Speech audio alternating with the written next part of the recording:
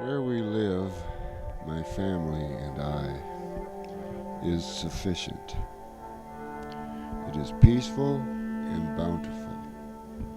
The frogs still sing every spring.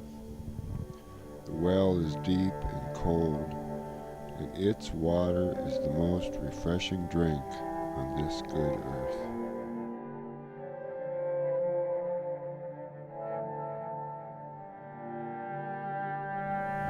For more than 30 years I've looked over these hills and valleys, and I've watched all these creeks flow. I can still show you the stumps of large popple trees chewed down by the beaver long before we ever came to live here.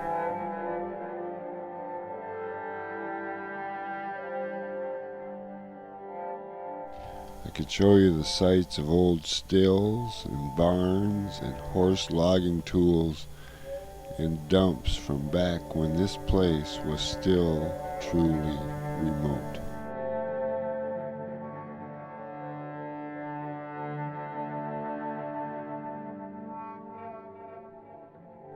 My brother-in-law, Neil, who works on Wall Street, he always manages to be standing nearby when it's time for us to leave any family event.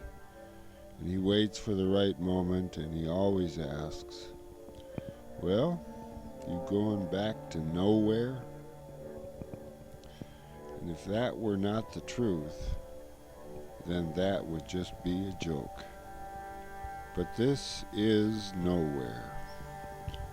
No great property values, even if you could find a buyer.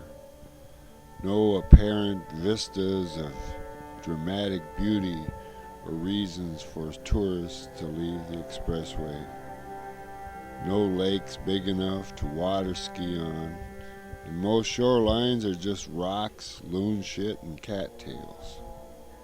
Fishing is all right. It is nowhere enough that the coyotes still feel free to roam the hillsides and the valleys, and all those clear cuts and farmyards. The deer are everywhere in nowhere, and the clumsy bears are wrecking the apple trees. Nancy even saw a mountain lion on the hillside one nowhere morning, and the wolves still pass through.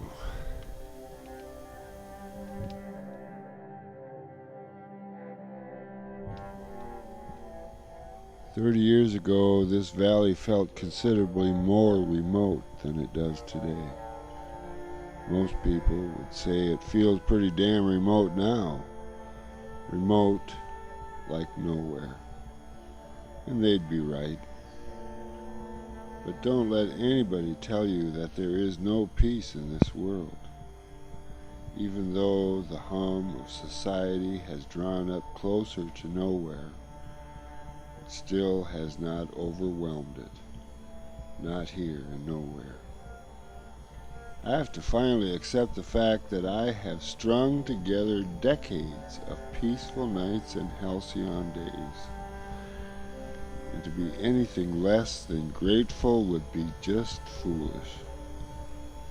Sometimes peace seems boring.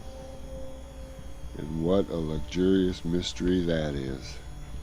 Knowing most of the rest of the world wishes their lives could be so bountiful. I'm grateful to be nowhere.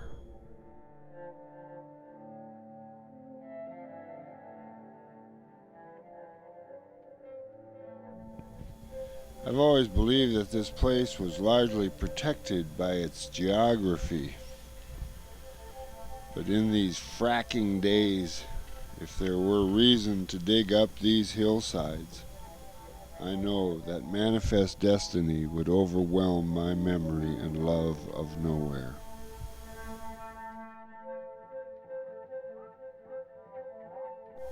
But there is another world, and it's been described by the tribal orators of North America. Walking Buffalo said this: "Did you know that trees could talk? Well, they do. They talk to each other and they'll talk to you if you listen. Trouble is, white people don't listen. They never learned to listen to the Indians, so I don't suppose they listen to the other voices in nature. But I have learned a lot from the trees, sometimes about the weather, sometimes about animals, sometimes about the Great Spirit.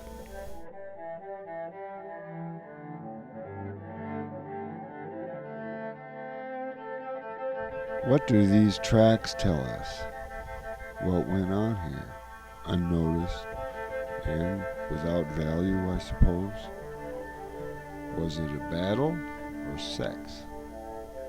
What of these wolf tracks that come, stand, and then move on? After the fact? Or if during, was there respect paid to some ritual of other species we need not disturb? Or is it a playground, and a moonlit night was reason enough to celebrate? I don't know what went on here, but I can feel a sense of satisfaction, a kind of comfort in knowing that it did.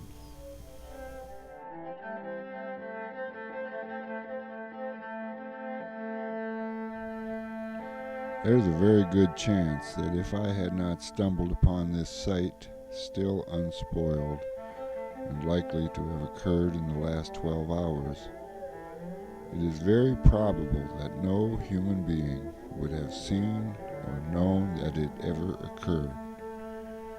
It would not know that because it had happened here in nowhere. Does it matter what happens in nowhere? Not to us, maybe. What possible meaning could it have for us humans? We face the wilderness with suburban minds. But whatever occurred here does not rely on our definitions, for it's living true to the deepest patterns of their own destiny.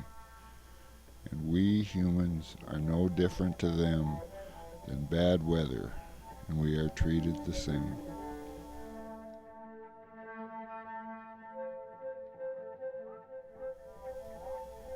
Just take the time to imagine what these tracks in the snow suggest.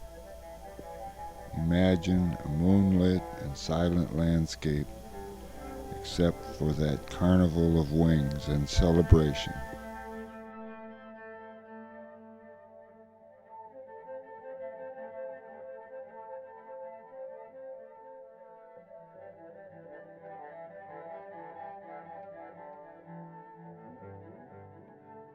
What a lucky man I am for stumbling on these tracks that just lead back to nowhere.